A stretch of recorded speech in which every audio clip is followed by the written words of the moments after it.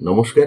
আমাদের এই পৃথিবীতে এমন একটা দেশ আছে যে দেশের মানুষ সারাদিন অফিসে ব্যস্ত থাকার পর ফেরার সময় তারা নদীতে সাঁতার দিয়ে বাড়িতে ফেরে। সুইজারল্যান্ডের কথা বলছি। সুইজারল্যান্ডে এমন বহু মানুষ আছেন যারা আজও প্রকৃতিকে রক্ষা করার জন্য, প্রাকৃতিক ভারসাম্যকে রক্ষা করার জন্য তারা কোনো বিলাসবহুল গাড়ি ব্যবহার করে না। তারা ব্যবহার করে না বাস, ট্রেন কিংবা মোটর বাইক। তারা সারাদিন কর্মব্যস্ত থাকার পর সুইজারল্যান্ডের বিখ্যাত রাইন নদীতে সাঁতার দিয়ে তারা বাড়িতে ফেরেন।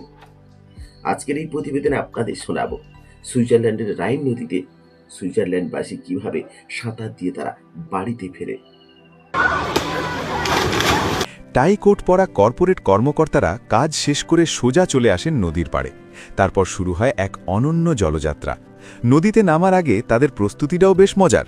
সবার হাতে থাকে উজ্জ্বল রঙের এক বিশেষ ধরনের জলরোধী বা ওয়াটারপ্রুফ ব্যাগ। এই ব্যাগের ভেতর তারা তাদের মোবাইল, ল্যাপটপ, মানি ব্যাগ আর অফিসের ফর্মাল পোশাকগুলো ভরে ফেলেন। ব্যাগের মুখটা এমনভাবে আটকানো হয় যাতে ভেতরে বাতাস আটকে থাকে, ফলে ব্যাগটি তখন একটি ছোট ভাসমান টিউবের মতো কাজ করে। মানুষ সেই ব্যাগের ওপর ভর দিয়ে নদীর স্রোতে গা ভাসিয়ে দেয়।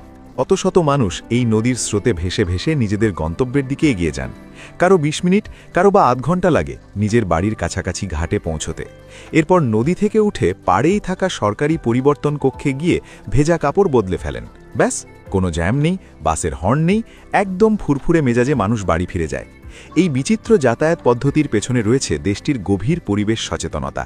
গাড়ি বা মোটরবাইক ব্যবহার না করায় কার্বন নিঃসরণ হচ্ছে একদম শূন্য।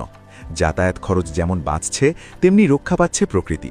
বিশেষজ্ঞদের মতে সারাদিনের কাজের চাপের পর নদীর হিমশীতল পানিতে গা ভাসিয়ে বাড়ি ফেরাটা শুধু শরীরের জন্য নয়, মানসিক স্বাস্থ্যের জন্য দারুণ কার্যকর। এটি এক ধরনের ন্যাচারাল থেরাপি যা ক্লান্তি মুহূর্তেই ধুয়ে ফেলে। মানুষের এই নদীপথের যাতায়াতকে সহজ ও নিরাপদ করতে সুইস সরকার বেশ কিছু পদক্ষেপ নিয়েছে। নদীর পাড়ে পাড়ে তৈরি করা হয়েছে ছোট ছোট চেঞ্জিং রুম এবং শাওয়ার নেওয়ার জায়গা।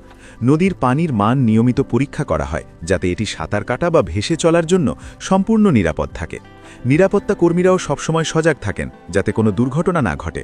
সুইজারল্যান্ডের এই জীবনধারা প্রমাণ করে যে উন্নয়ন মানেই কেবল দামি গাড়ি বা বিশাল রাস্তা নয়, বরং প্রকৃতির সাথে মিশে থেকে জীবনকে সহজ করাই হলো আসল আধুনিকতা। তারা প্রযুক্তিকে ব্যবহার করছে ঠিকই, কিন্তু শেকড় বা প্রকৃতিকে ভুলে যায়নি। গ্রীষ্মের বিকেলে নীল জলে ভেসে ভেসে বাড়ি ফেরার এই দৃশ্য যেন এক আধুনিক রূপকথা, যা কেবল সুইজারল্যান্ডেই সম্ভব। আজকের প্রতিবেদন এই পর্যন্ত। দেখা হচ্ছে পরের কোনো এপিসোডে। সকলে ভালো থাকবেন, ভালো কিছু ভাববেন। নমস্কার।